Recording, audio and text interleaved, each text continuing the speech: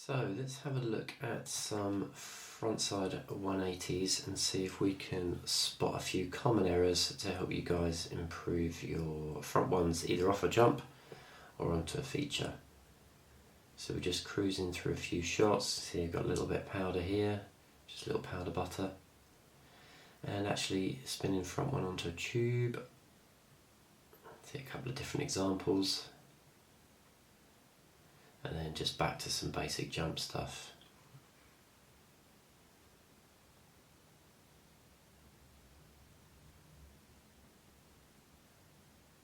And just finishing up on a little box. So I'm going to split, if I pause the video there, I'm just going to split these kind of hints and tips just into phases of the movements that you want to achieve the front one. So I always kind of split stuff into approach, takeoff, the trick itself, and then the landing. So what I've done is compiled a few clips and hopefully just help highlight a few of those issues that are quite common and see if it can improve your front ones when you go to try them on a jump. So if we're just having a look here, let's just look at a few of these approaches going into the jump, see what we can pick up, any common themes. So see if you can spot kind of how the people are riding into the jump. See if there's anything that kind of springs to mind.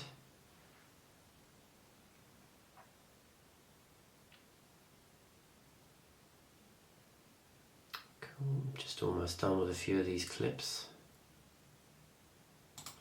Okay, so let's reverse back. So common theme here is, as you can see, I'm kind of standing in the approach to the jump here. So what I'm typically trying to do is get people to approach from one side of the jump and then take off on the other. So it's a lot easier for them to start to pressure an edge. And you can see with the frontside 180, typically when you start out, you're trying to do it off the heel edge, which you can kind of see there and going through. So we're trying to keep things simple, so pretty much straight, pressure onto the toe edge, slight turn. As you get to the bottom of the jump, then you're trying to transition onto your heel edge and pressure through to come through. So if we look here, another approach from the right, it's for a goofy rider. And then you can see we've kind of gone a little bit early here. Can you see how we're not really pressuring the heel edge much going through? But we'll talk about that a little bit later. The main point to note here is approach from one side, take off on the other. So then you can start to pressure that edge a little bit more easily. So there's a real obvious transition there. So a couple of minor issues. We can go a little bit too steep across the front of the jump there. So we really want to kind of keep it quite subtle. And then let's have a look here. So we've got the right kind of start line. Once again, we've kind of gone a bit excessive at the bottom of the jump in terms of turning in. Can you see there? And then it pressures and then the person's gone too straight. So like they're kind of pressuring and taking off their toes. Which you can do, but quite often you kind of start on your heel edge. This one looks a little bit better, doesn't it? Can you see how we're kind of a little bit smoother, rolling in, starting to go onto the heel edge at the bottom of the jump, pressuring the heels and through. So that's the main thing here. So let's rewind those again, just have a quick look. And you can see some of the other ones, see if there's any common themes, which is basically approach on one side, try and do a kind of stretched out S, don't go excessive on the edging, and then just let it kind of roll off the jump.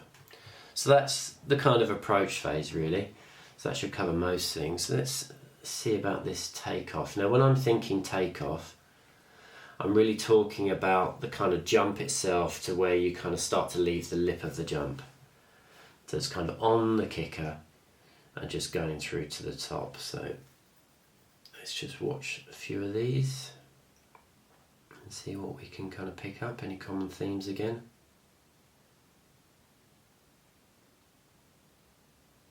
Okay.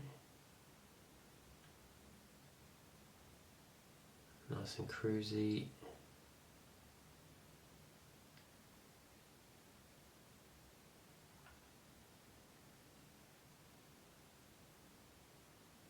Oh, bit of an issue there. Okay. So let's let this one roll and just have a little look at what's going on here. Someone that's doing it a little bit better. So if we're looking at the takeoff, we know we're approaching from one side, taking off on the other basically. Slight pressure on the heel edge. Can you see we've got a little bit of pre-wind happening, which is good. And then can you see the way that the heel edge is pressuring through, and you can see the takeoff is relatively straight. Board is starting to rotate, and then the pre-wind is starting to happen as the board rotates, not before. There we go. So let's rewind, have a little look at what's going on with these other guys and try to tidy up a little bit on that takeoff phase. So it's quite common when you start doing the front ones is that you're kind of almost going to turn on the face of the jump first. Can you see here we've kind of not really pressuring the edge much, we're turning, but this is a great way to start the rotation, because it can be a little bit intense to try and kind of almost ollie off the heel edge or the back corner of the board. So this is a really good way to kind of start the progression through, but longer term you need to kind of start to pressure the tail a little bit more so that you get a little bit more of a kind of ollie and a proper kind of pop out the board as you leave the lip of the jump. So this is kind of early phase progression. So you can see it's washing.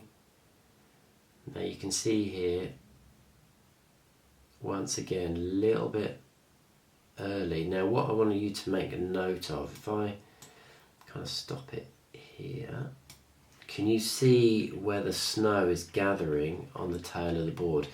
That can be an issue with early rotations on the jump. So if you start to pressure, push your kind of back arm and back shoulder down and keep that flat, then sometimes you can catch your toe edge on the lip of the jump.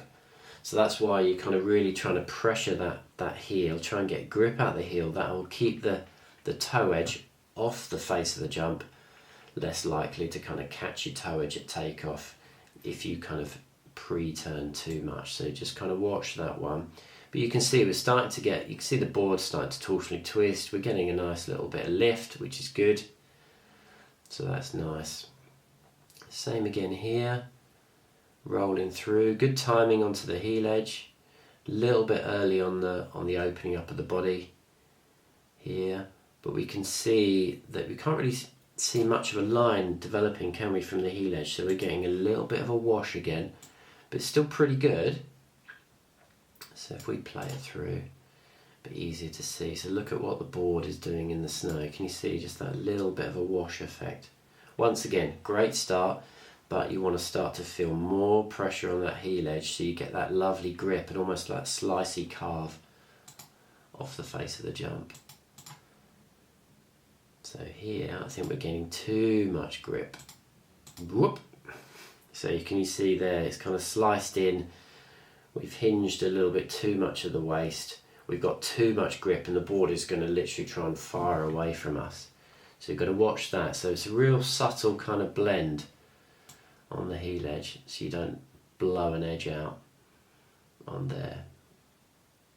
Other one here we're getting a slice, aren't we? So if we pause there, can we see we've got a slice, but what do you notice about the board angle? We're actually under turning on the jump. So we've started to open up our shoulders here, under turned, so literally you're giving yourself more rotation to do. So you kind of got to make sure you're trying to take off the jump pretty straight. So if we see that play through, can you see there? So let's go back to textbook. So you can see the edge starting to kind of come in here. We're starting to get grip out the heel edge, pre-winding the arms ready to unwind at the takeoff point. You can see starting to leave the jump nice and straight. Nice little lift and pop. and ollie off the tail and then through. So let's just recap a little bit on that as we watch these clips again. So I think you now understand we're trying to get a little bit more of a kind of carvy slice off the tail of the board, less wash off the jump, that limits the chance of us kind of catching our toe edge. And then hopefully we can get a little bit more activation on the tail of the board that gives us a little bit more lift and ollie, which will then help us in the next phase, which is what we're really interested in, which is the trick. So play that through, that's cool. There you go. Okay. So here you can see us kind of just doing some other drills in terms of the trick movement, and what I'm going to highlight here is to do with your upper body. Now I've mentioned it a little bit earlier in terms of pre-wind and unwind, so this really doesn't hinder you too much on the front one, but if you want to go more than a 180 you're going to start to have issues. So what I want you to do is just watch people's back arms through these series of movements. So watch the way the arm kind of whips back and kind of blocks the rotation a little bit. See if you can notice that. It's subtle, but it will definitely have an impact later on. You can see with these last two, less blocking. So let's rewind and have a little look at this in more detail. And added a little bit of piece drills, because when you're on the piece you can go kind of a little bit slower. Helps you kind of process the movements, but also it can highlight a few little issues that might develop. So you can see here the board's starting to rotate, but the back arm has come around quite early, and you can see we're using the hips to rotate the board quite a bit instead of kind of connecting the shoulder and the hip together. And therefore you get that block where the back arm's actually kind of gone missing. So it's behind the individual's body. So it's a bit tricky to see it there, but you can see it a bit more here. You can see the board's rotating a bit. Arm comes up a little bit early, it's really punching through. So then it's that whip with the back arm, and it kind of blocks a little bit. Bit more pronounced here, because we're starting to go for a 360 here, so you're going to power up a bit more.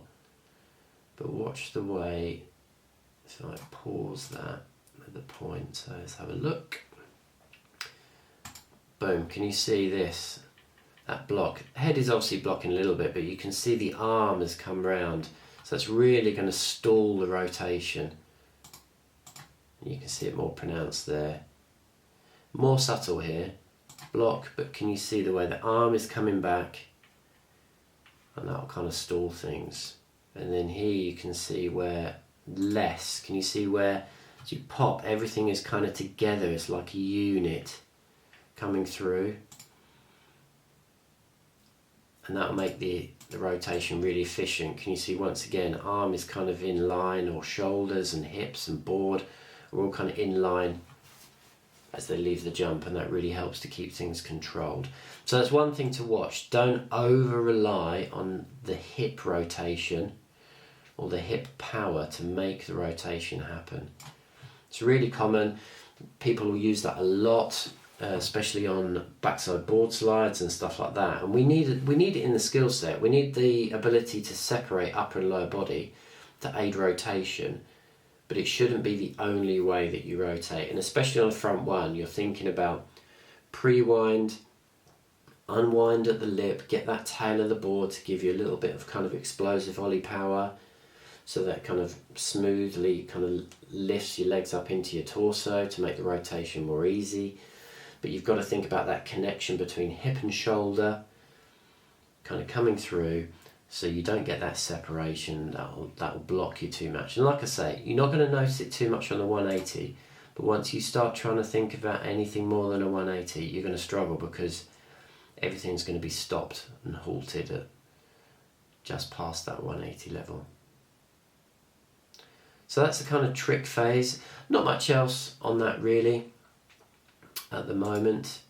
You're just thinking about trying to push off, get that little bit of kind of explosive power off the back quadrant of the board, keeping everything together. And if you can, which we'll talk about in the landing phase, you're trying to kind of suck your legs up into your torso a little bit. So that makes the transition from ideally a heel edge takeoff to a toe edge landing for stability. Because if you want to go to a 360, you're going to have to go heel edge takeoff, toe edge landing. When you first begin on the front ones, you're going to do heel takeoff, heel landing, because you're kind of getting used to the rotation and stuff like that. But if you want to go anything more really than a 180, then you're going to need to start to get that transition in the air from heels, as you can see here, heels to toes, and that'll come through. And you can see it here where we're doing piece drills, where you can start to see that transition from heel to toe. Punch heel to toe, there we go, heel to toe, and that will just give you maximum stability. And you can see a great little progression here. You can start to build up rather than maybe going straight to a jump. You can do it off the side, heel, kind of flat base, and then roll onto your toe edge in switch, and that will go through. So let's watch a few of those again.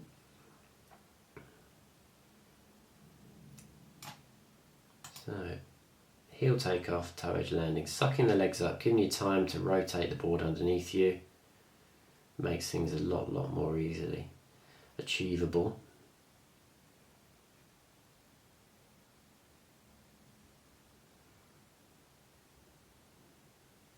Okay, good. So let's just kind of cruise back through.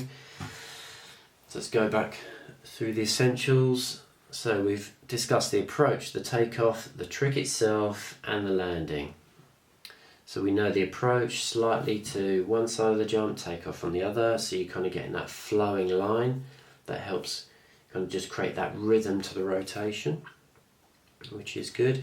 Takeoff, remember we're ideally trying not to scrub too much. We're trying to get that slicey kind of line, which the pressure kind of goes from your front foot to the tail of the board as the tail of the board kind of reaches the lip of the jump, so that gives you maximum kind of little springiness and ollie.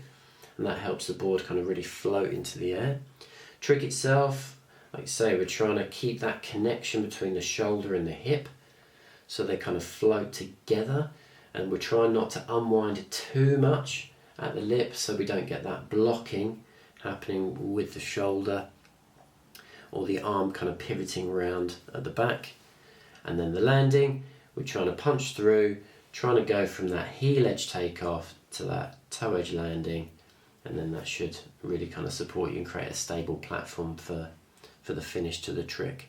Now I'm going to build up from these. I'm going to go into more detail about how you do the trick, but I just wanted to at this point go through just some of the common errors that I've noticed and hopefully highlight things, so if someone's filming you, you can see what's going on and at least be aware of those issues, and then hopefully correct them without too many dramas.